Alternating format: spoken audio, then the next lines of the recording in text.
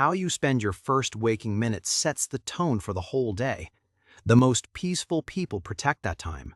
Here's what they do. They don't leap out of bed like the day is chasing them. They don't reach for the phone before they've even opened both eyes. They let the morning arrive slowly, like light easing under a door. There is a softness in how they begin, a quiet refusal to rush into noise. You've probably noticed it in someone once. That friend who seems unshaken. That coworker who never quite matches the panic of a Monday. It isn't luck. It isn't a personality trait you were born without. It's a handful of small, tender choices made before the world gets loud. Choices you can borrow. Choices that ask almost nothing of you. And by the end of this reflection, you'll have 5 of them. 5 gentle practices the most peaceful people return to, morning after morning. Not rituals with candles and complicated timers. Not routines that require waking at 4 in the morning. Just soft, doable shifts, the kind that fit into a real life with a real bed and a real inbox waiting. So let your shoulders drop for a moment, uncurl your hands if they're clenched.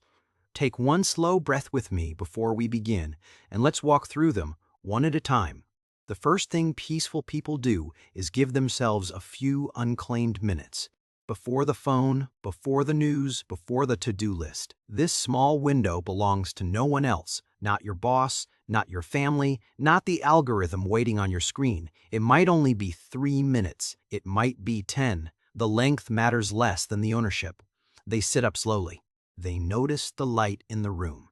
They let their body remember it's here. Because the moment you check your phone, you hand your nervous system to strangers, to headlines, to notifications, to someone else's urgency. But when you keep those first minutes for yourself, the day begins on your terms.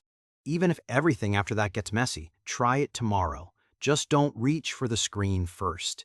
See what fills the space instead. You might be surprised how much room your own thoughts take up when nothing else is shouting for attention. How many small questions your mind was actually holding patiently all night. The second thing they do is breathe on purpose at least once before anything else begins. Not a long meditation, not a technique with a name they'd struggle to pronounce. Just one honest breath, drawn slowly, held gently, released with a little more length than usual. Something in the body softens when you do this. The jaw remembers it can rest.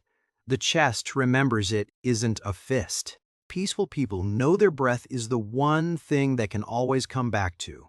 It's always there. It never charges a fee. And when the mind is already spinning stories about the day ahead, one slow exhale reminds it there is still a body here, still a heartbeat, still time.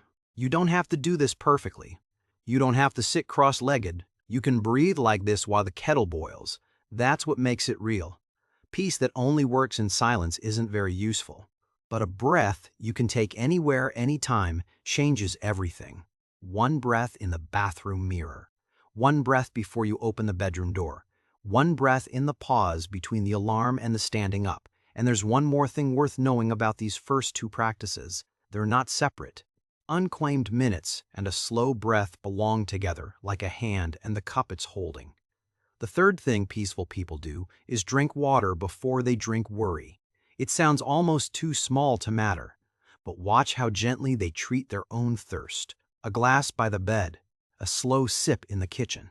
Warm water, cool water, whatever their body prefers that morning. They're not chasing hydration goals. They're not tracking ounces on an app. They're just meeting a simple need before addressing 100 complicated ones.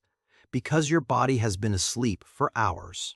It woke up quietly asking for something. When you answer that small ask first, before caffeine, before scrolling, before the mental spreadsheet of the day, you tell yourself something tender. You tell yourself, I hear you. I'll take care of you today. We're on the same team, and the body listens. It always does. It has been listening to your tone for years, waiting to be spoken to kindly. It's a strange kind of self-trust, built one sip at a time. But peaceful people are full of these strange, small trusts, and here's the part that changes everything about that glass of water. It's not about the water, it's about the pause. the willingness to do one slow, caring thing before the day demands fast, careless ones.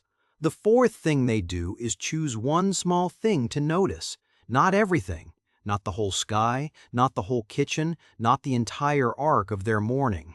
Just one thing. One warm patch of light on the floor, the sound of the fridge humming, the way steam curls up from a mug. Peaceful people are not people who feel more. They are people who notice more of what is already there. They know the day is going to hand them 100 reasons to feel behind, so they gather one small reason to feel present first. You can do this in seconds. Look at your hands. Feel the temperature of the room on your skin. Watch one leaf move outside your window. It sounds too gentle to matter, but this is how you teach a restless mind that the present moment is safe. One noticed thing at a time, and slowly, without effort, the world stops feeling like a threat you have to outrun. It starts feeling like a place you actually live. There's a quiet ache in realizing how many mornings you moved through without seeing any of them. Let this be the one you actually arrive in. The fifth thing peaceful people do is set one soft intention. Not a goal, not a mission statement, just a quiet word or feeling to carry. Maybe it's the word patient, maybe it's the word kind, maybe it's just, today I'll go slower than I want to. They don't write it on a whiteboard, they don't announce it, they tuck it into their pocket like a small, smooth stone, and when the day gets loud, when someone is short with them, when the plan falls apart, they reach for that word again. It reminds them who they wanted to be before the noise started, not who the noise is trying to make them.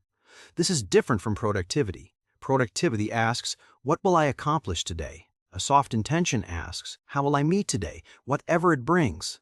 You already know which word your heart needs this morning. It's usually the one you've been ignoring.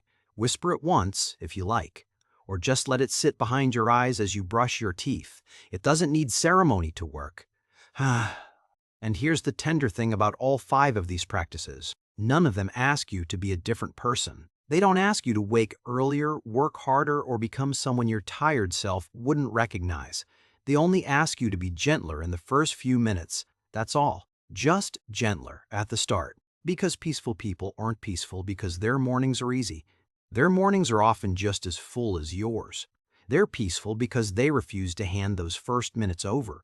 They keep something soft for themselves before the sharp edges of the day arrive. And slowly, over weeks and months, that softness spreads. Into afternoons, into conversations, into the way they fall asleep at night. You don't have to do all 5 tomorrow. You don't have to do any of them perfectly. Pick one, just one. The one that made your shoulders drop a little as you heard it. Try it in the morning. See what happens in the quiet places of your day. You may notice you're less snappy in traffic, or that you breathe a little deeper before opening an email, or that you're kinder to yourself when something small goes wrong. That's the whole point. Not a transformed life, a gentler one. And a gentler morning is where a gentler life begins, almost always. If this reflection helped you exhale, even once, I'd love for you to stay a while. Subscribe if you'd like more quiet company like this. And if you feel like it, tell me in the comments which of the 5 you'll try first. I read them slowly, with a warm drink, the way I hope you'll read your own mornings from now on. For now, close your eyes for just a moment. Picture tomorrow morning arriving softly without a rush. Picture yourself meeting it, one slow breath at a time. That version of you is not far away. They're already here, just waiting for a quieter minute to begin. Rest well tonight. I'll see you in the next one.